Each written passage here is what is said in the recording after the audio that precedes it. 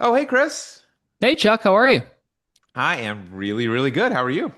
It's good. It's been a while. It's nice to catch up. We're hanging out on a Tuesday night. We got a special guest with us. I'm really excited to introduce our guest at some point, but I will leave that up to you. Well, I'll take the lead. Kathleen McKeon. I should have asked you, how are we supposed to pronounce your last name? I feel like I've been pronouncing it Yeah, wrong you for totally butchered 20 that. years. You totally It's butchered that. it's McKeown. It's like a Q sound and then own like you own a house, but nobody gets it right unless they're actually like born in Ireland. So it's not a big deal. Totally huge deal. I mean, come on. Yeah. Well, How long have you guys known each other? I mean, come on. more than 20 years, as we're about to hear.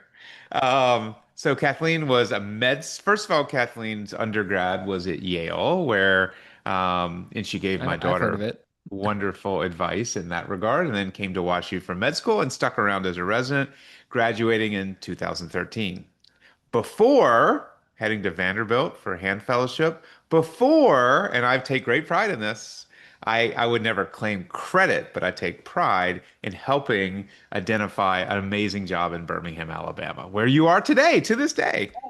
Yes, no, I think you get full credit. You are the one who made the introduction. I would not be here without you, so full credit there. I'm at Andrews Sports Medicine in Birmingham, Alabama, which is also known as the birthplace of Chuck Goldfarb. And we hear your accent loud and clear. It gives me joy to hear the Southern accent, which I think gets stronger every time we talk. I don't think I have one, but It's charming. I was so we've known each other a long time. It definitely makes me feel old. It should not make you feel old. But I was in clinic today at the shrine, and there were two patients who came in that I already had an established relationship with the child, the child I'd seen a couple of times. But I was reminded today that I personally cared for the parent as well as the child with congenital hand differences. And I'm like, oh my, I am old. You know what? Yeah, I see some people who have seen you before, and they're like, "Yeah, I can't see Dr. Goldfarb anymore. He doesn't see anybody under the age of whatever it is that you don't see." And I'm like, you know what? I love that. Good for him. It's gonna keep him young.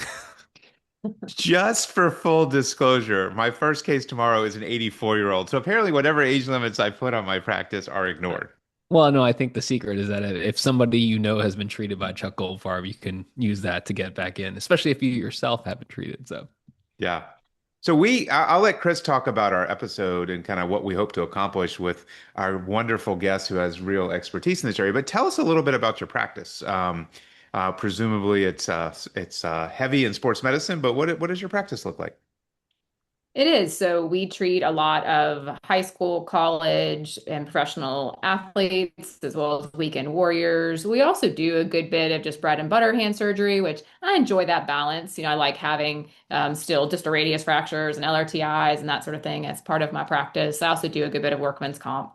We are a privatademic practice, so I also serve as the hand fellowship director for the UAB Hand Fellowship, and get to have some academic involvement that way. Although our clinical side is a pure eat what you kill private practice, now private equity owned. Yeah, we're oh, gonna that's get to interesting. that. We should definitely talk more about that. So, you straddle a line between running a fellowship and having a busy private practice. How did you evolve towards that? Were these opportunities that just kind of came up, and what was the job like when you started versus how is it now?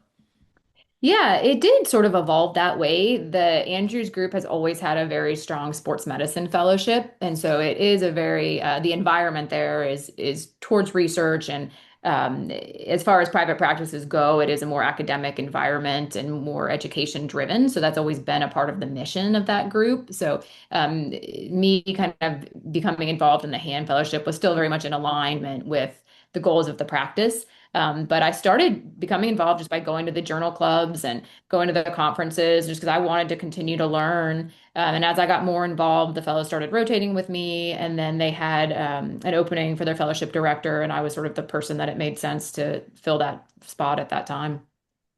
So I will say before we get into the actual meat of the episode, I mean, we never overlapped, but I have so many fond memories of you. Um, so you ended your residency in what year? 13 Yes. at WashU, and then I started my fellowship at WashU in 14, and everybody would talk about you. because you were Gelberman's perfect resident. Like, more than Goldfarb ever was, apparently, but like, you went so far as to leave an impression on the OR staff that they showed me the picture of you from Halloween. And Yeah. I will leave that there for you to run with. Perhaps maybe what was one of your most famous Halloween costumes in St. Louis? Yeah, I think number one, I will say, I think Dr. Gelbrin had mellowed out a little bit towards the end of his career when I was fortunate enough to work with he was potentially a little bit more forgiving for my I cohort than mean, he some was people will call for that Chuck's. Grandpa Dr. Gelberman, you know. So it was maybe a different environment. But I dressed up one Halloween as Dr. Gellerman's postoperative dressing, which, as anyone who has trained with him knows, involved many layers and quilt batting, which was purchased at a fabric store, and two different types of ace wrap. And so I put together and sewed a costume. It was always a thumb spica. So I put together and sewed a one-armed costume of me as the thumb spica dressing and took a picture of it and gave him the picture and he put it up in his office, which I was very proud of. Pure genius. Well Yeah. done. Well done, doctor. Yeah. And the we all have debts that we may or may not repay. I have a debt of gratitude, which is not over because Kathleen is kind enough to serve as the Goldfarb family. The vast majority of my family is still in Birmingham. In fact, everyone other than myself is in Birmingham. And whenever they have a hand issue, they call Kathleen and they love you and you tolerate them, and I can never repay that debt. Well, as I said earlier, you are solely responsible for me having a job, so I think you have fully repaid that debt. I think I still owe you a debt. No, my brother and his carpal tunnel releases. I heard about those for months as he Well, was sore. you wouldn't let him have sedation. He initially wanted to do those with some sedation, and then he called me again and he was like, Chuck said I'm not allowed. So we did it under Willant, which he did great. But, yeah, Yes, I think he got back to his karate days a little too quickly and remained sore for a long time. Really funny. potentially.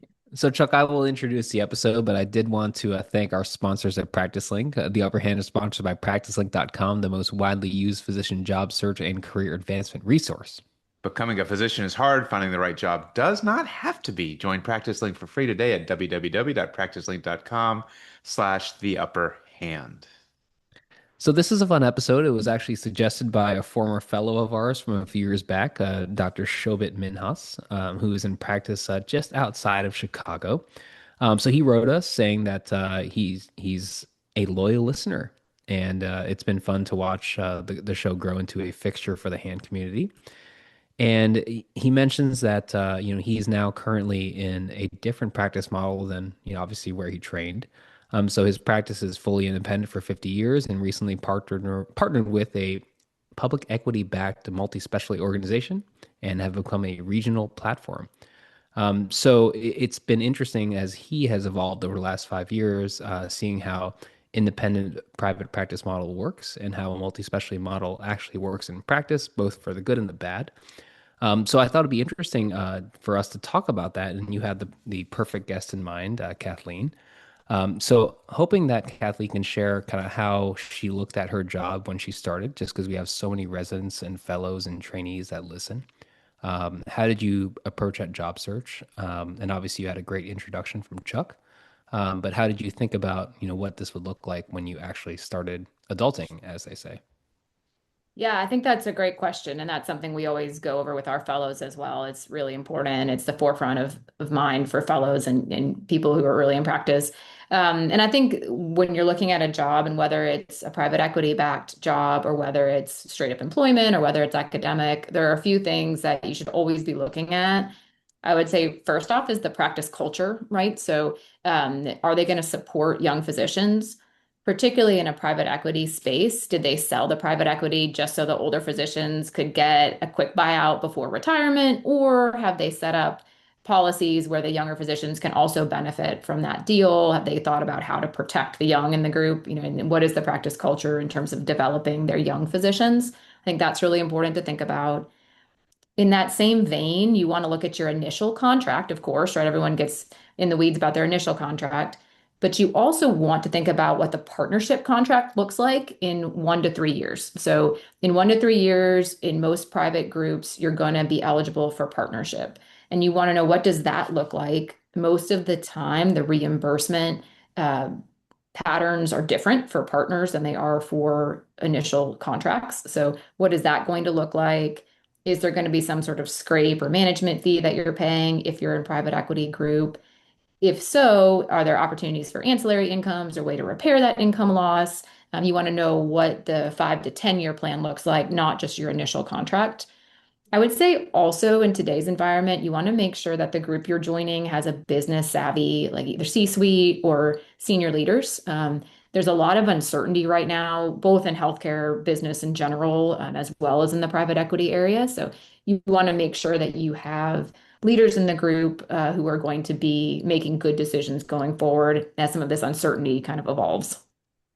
So one question, I know Chuck probably has a lot of things he wants to ask, but we have a lot of international listeners. So what does it mean to be private equity backed? I know that this happens everywhere, but just break it down as if I was a third grader, as Michael Scott would say. Yeah. So what private equity is a business where they take money from wealthy individuals or university endowments or pension funds, really deep pockets. They take money from those sources. And the goal is to make it grow at faster than market rates or better than market rates by essentially flipping businesses, right? They buy smaller businesses, they consolidate them, they make them more efficient, and then try to sell them at a profit in 3 to 5 years. So the goal of private equity is short-term monetary gain for their investors. From the physician side, when a private equity group approaches you and they want to buy your practice, what they would do is give you a price up front, right? And then you would pay a scrape or a management fee going forward each month. So it's kind of like an advance on your income, right? Which can be beneficial because you can invest it earlier, right? So you can have your retirement savings can benefit from that.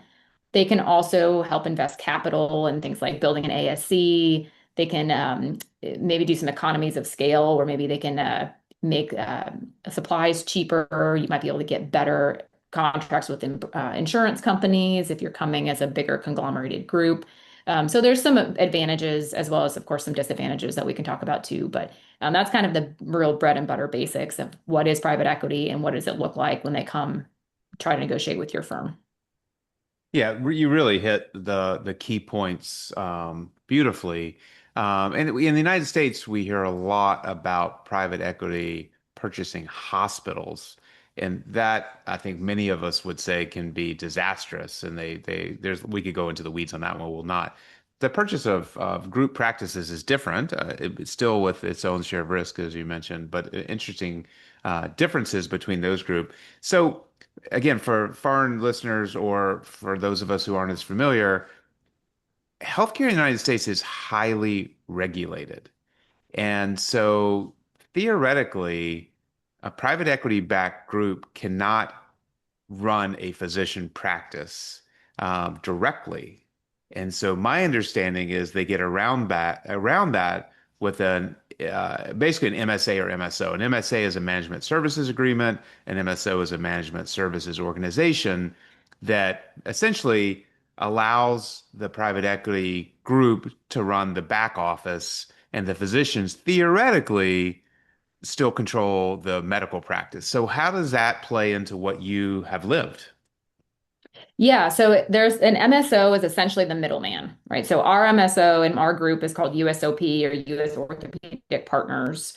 The smaller groups are all purchased by the MSO, and then the MSO itself is owned by the private equity company. So it's essentially a middleman. One benefit of that is that when the MSO does sell again, which is again the goal of private equity, right, is that second sale that flip that business. When it does sell again, the contracts and everything that the individual practices have with the MSO in theory shouldn't change, right? So your relationship with the MSO should not change. It should just be the MSO changing owners as you go forward. So that does insulate, your initial contract that you negotiate with your MSO at a time of purchase should carry forward again in theory. And there's a lot more complexity to this, of course, like anything else. But it does kind of insulate that a little bit, and it serves as that middleman to get around some of that regulatory problems that you mentioned. Nice. How do you think that people coming out of training should think about looking at jobs that might be involved with, where the practices are involved with private equity?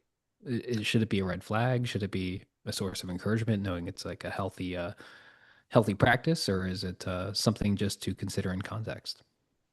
Yeah, I think it's something to consider in context. I think, I mentioned I don't think it's all good or all bad. It really depends on how the practice moves forward with it. This is a really interesting time to be doing this podcast because there's a lot of uncertainty right now in the PE space, particularly as it pertains to orthopedics and orthopedic MSOs. A lot of these purchases happened in 2019 and 2020. And what people thought it was going to look like at that time is not really what it looks like now in 2026. So I think some uncertainty is probably true with every job. I do think there's a lot of uncertainty in the PE space right now, and what is that going to look like in another 5 years? And I don't think anyone really knows that. We may have to do this podcast again in another another 5 years, but Man, I don't know if we're gonna be yeah. doing this in 5 years, but I'm old. I'm really old now. Well, someone will take over for you. Someone smart and young and enthusiastic can do this podcast again in 5 years. I love And, that. and there may be some very big differences that we can't foresee right now. So I do think if you are considering joining a practice that is private equity owned, as I said, you want to make sure that there are smart people making decisions, that there are people who are invested in the practice long term, people who want young physicians to be successful. And I think that's true for any practice setting that you might consider joining, but particularly important in a private equity situation. I don't want to divert us, but I think we should take a step back and talk about different practice settings. Chris, do you have more private equity talk, or Kathleen, do you want to anything you feel like we haven't touched on that we need to? One thing I might just say, I had written this down, was there is a really good Substack called The Surgeon's Record that's written by a guy named Ben Schwartz, who's an orthopedic surgeon, but now works primarily as a consultant. And he, if anyone wants to take a deeper dive, I think for this podcast, we're certainly not going to take 6 hours talking about private equity. So, but if some people out there do want to take a deeper dive and understand it on a better level, I think he gives a very fair, sort of balanced perspective on it. Yeah, he's great. I do read his Substack for sure. Chris, Yeah, yeah, anything else? Yeah. maybe as a transition. I mean, what was it like at Andrews before private equity? And, what was that job like? And because that's what a lot of people are probably going to be looking at in terms of a bigger practice, and maybe not going into academics, but something in the, when we interview people, everybody wants to do privatedemics. So what does that actually mean? Yeah, for us, we have not seen a ton of day-to-day change, I would say, with our private equity purchase. We were a platform practice, it's called, where they bought us hoping that we would then bring in smaller groups. So we were already, we think, fairly well run and fairly efficient. So they didn't really mess with us too much on a day-to-day basis, I would say. I think that has not been the experience of some other practices. So I think in some other areas, some practices have been micromanaged, or they've had issues with PE companies not paying bills on time, or having issues with stuff like that, which can obviously be a huge problem. So I think we've been fortunate. We've not had some day-to-day problems, and in a day-to-day practice setting, I don't feel many changes. Um, if that answers your question. Well, but what was when you started day one, bright-eyed, what was your job like? Like, what did you expect, and what was it actually like? Yeah, I think it's been largely what I expected. So I was the first hand surgeon coming into Andrews. And they had tried to recruit Chuck for a while, but he wouldn't come. So I was Talk the to my first hand wife. surgeon. Yeah. So I was I knew very there was busy. something about that Yeah. job. I was very busy right from the beginning, which was both good and bad, right? You kind of want time to get your feet underneath you. And being the first hand surgeon in the group, I had to build some things, like the therapy presence and stuff like that we had to build. So that's a little bit interesting to do just right out of fellowship. So some of that was challenging, but also good for me. And I think it made me, would have if I had a little bit of cushion to fall back on. So that was great. I think there were some things I enjoyed more than I thought I was going to. Like I actually really enjoyed taking general call for the first 5 to 6 years. I think that's kind of when people are looking for jobs, that sounds like a bad thing, but we did 5 years in orthopedics residency. I had a really great trauma experience at WashU. I felt very comfortable coming out doing basic trauma. And so I actually really enjoyed that, which I didn't think I would based on how people thought. So I think there's always going to be some surprises. I can say it now since I don't take general call. I really liked it. Like Yeah. honestly, it was really fun. Like it was probably the best time to get to hang out with the residents and dust off some skills. And obviously doing nerve, you're kind of like, well, I'm all over the body anyway. So, but I Yeah. like general call. I kind of miss it, but I don't really miss it. What when you were looking at this job, and I don't know if you'll remember this conversation. It's usually someone telling me, Chuck, you don't remember this conversation, but I'm saying to you, do you remember this conversation? We talked about Andrews and the opportunity there, and there was real concern that their overhead um, was high, and could a hand surgeon make it work? Kind of talk through that and how you thought about it. Obviously, you were right. You bet on yourself and you bet on your ability to build a practice, but talk about that aspect of things. Yeah, I think that was what everyone told me was going to be the issue at Andrews. And I think it has actually not been the case. I mean, I think it was maybe the case earlier, but by the time I joined, we had a really smart, really savvy CEO. Her name's Lisa Warren. She's fantastic. And she had really, I think, gotten that under control. And it was not, our overhead's maybe a little higher than some other practices in town, but not a lot. And our volume and our ability to kind of recruit patients and our ability to care for people in an efficient way really makes up for it. Yeah, and just to define overhead, which might be helpful for some listeners, is essentially if you bring in $1 of revenue, how much of that goes into your pocket as one of the physicians? And the numbers are all over the map of what a good number is. In a academic setting, it probably is less than 50% and sometimes maybe significantly less than 50%. In a well-run private practice, hopefully it's notably above 50%. So we don't have to get into the numbers there, but it's an important consideration for those looking at jobs to just get a general sense of what that might look like. Mhm. Yeah, absolutely. I think that percentage is key. The amount you're making per RVU is also something to look at. And then how many RVUs you can do. So if you have, an efficient ASC, you can do more RVUs than if you're having to do carpal tunnels in a hospital setting with an hour-long turnover. So all those things can factor into your ultimate productivity. Yeah, oh, I'm sorry. No, go ahead, Chuck. There was just I don't know if you guys get all these email like education things. I get them and I try to read them. One's Becker's, which most people have probably heard of, and they had an article a couple days ago that was like why you should not be on an RVU system. Or the danger of an RVU system, which I thought was really interesting because we at WashU just switched to an RVU system. We were on an eat what you kill, and there's pros and cons to every system, and no system, even if it sounds alike, is alike. But they were saying, and this is relevant for those younger listeners who are considering a hospital employed model where RVUs sound straightforward and they're not in the sense of how do you account for RVUs? How do you know that you're being played, squarely by the hospital system to credit you with all of the RVUs? And even in our system, Chris knows this. I've been living this. How do you optimize RVUs? There's so many things that can go one way or the other that I've spent a lot of the last year trying to help our system get it right. So it does sound objective, and your point about dollars per RVU is really important. It's just not as objective as it sounds. Yeah, I totally agree. And I think it's one data point, not the only data point. Yeah.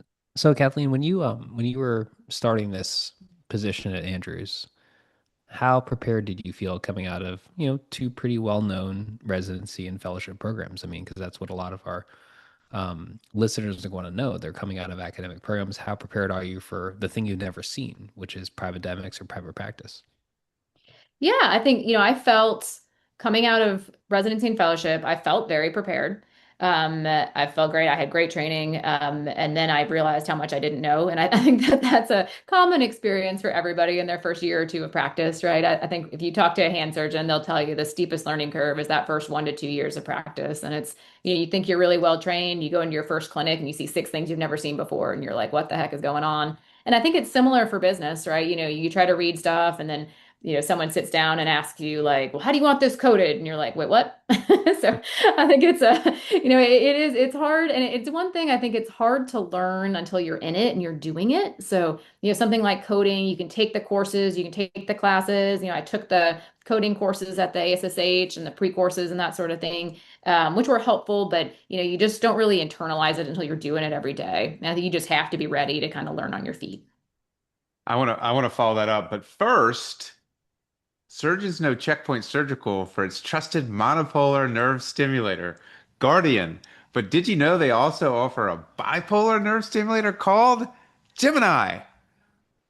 Unlike traditional monopolar stimulation that requires a return needle, which can stab your fellow resident or scrub nurse, Gemini's bipolar design eliminates the need for a separate return needle while providing finely controlled stimulation even at the fascicular level. This makes Gemini an ideal tool for procedures such as selective neurectomy for spasticity, where precision matters. Also great for selecting fascicles for nerve transfers. To learn more about Gemini and Checkpoint Surgical's growing portfolio of nerve transfer or nerve care solutions, visit checkpointsurgical.com. I hope you guys don't hate me at Checkpoint for ad-libbing your copy.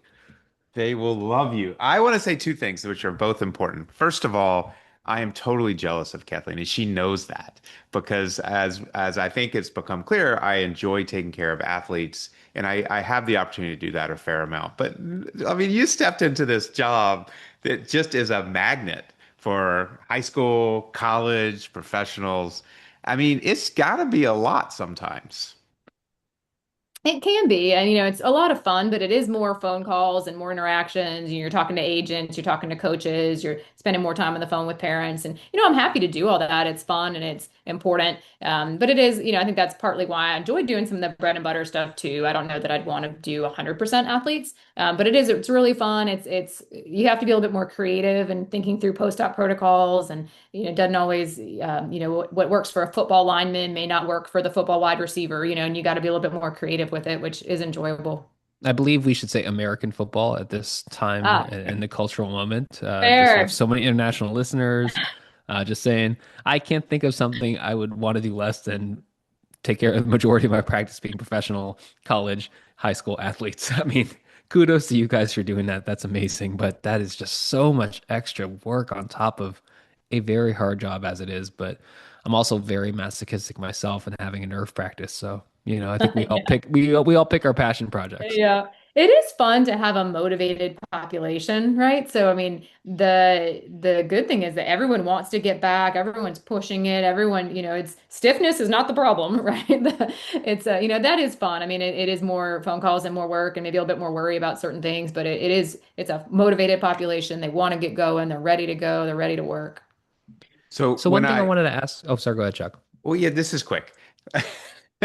Not in a negative way. This is quick. I wanted to say two things. So one, I wanted to say I'm jealous of your practice. And the other thing, kind of getting back to what we said before, I do admire you for a couple of things. One, developing and now being a go-to center and surgeon. But the fact that you are still choosing to educate, to be involved with the Hand Society, it is part of your personal mission.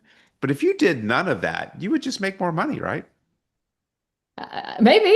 But no, I think it also keeps you engaged, right? I mean, you get to a point where you're, 3 to 5 years into practice, you've gotten through that initial like first 1 to 2 year shock of like, oh my God, what's going on? And you kind of settle in and then you think, okay, what's next? Am I just going to coast, which, is okay, you can, or do I want to build something? And for me, being involved in the fellowship as well as sort of building the hand presence at Andrews, it's exciting to build something that you think is going to be better when you leave it than when you came. And that for me is a real motivation. Love that. Sorry, Chris, go ahead.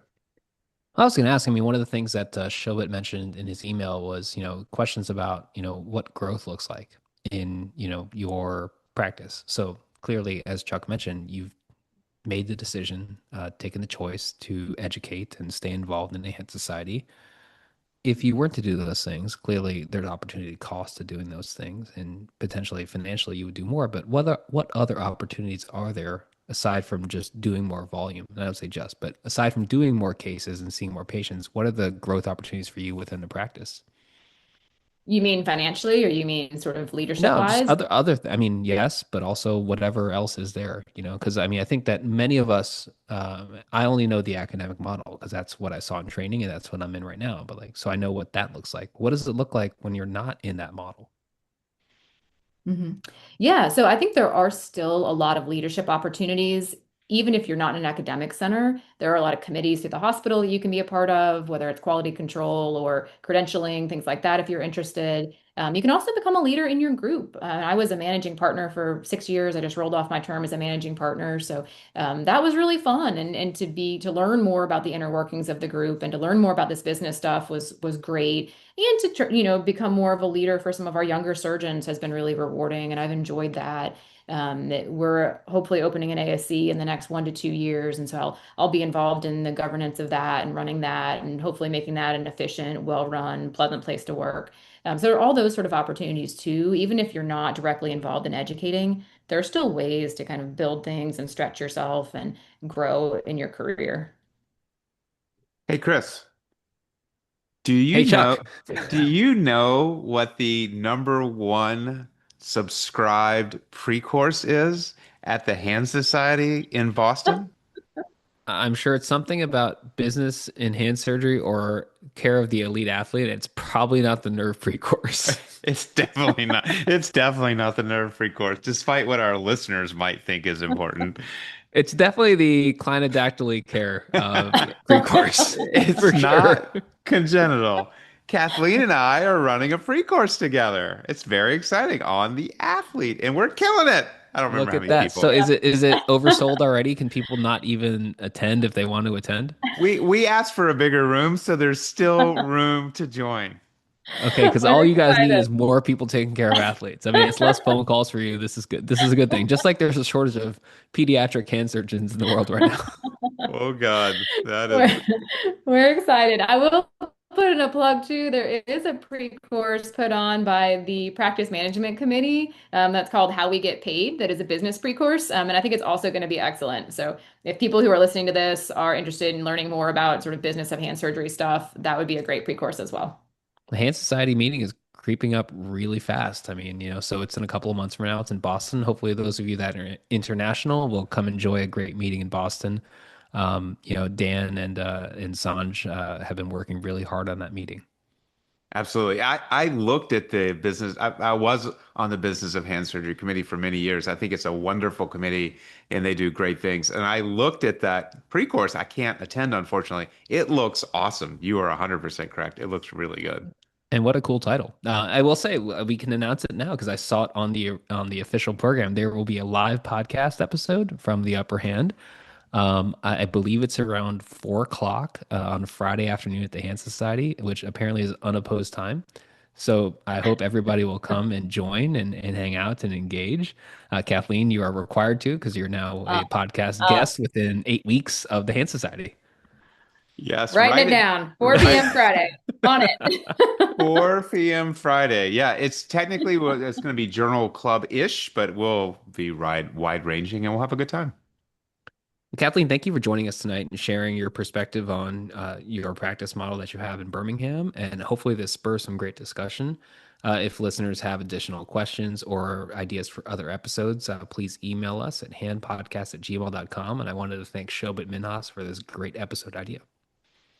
Yes, absolutely. Kathleen, it's Yes, great to thank see you you as guys. always. Yeah, thank you. Thanks for being here, and Thank you. we'll see you soon.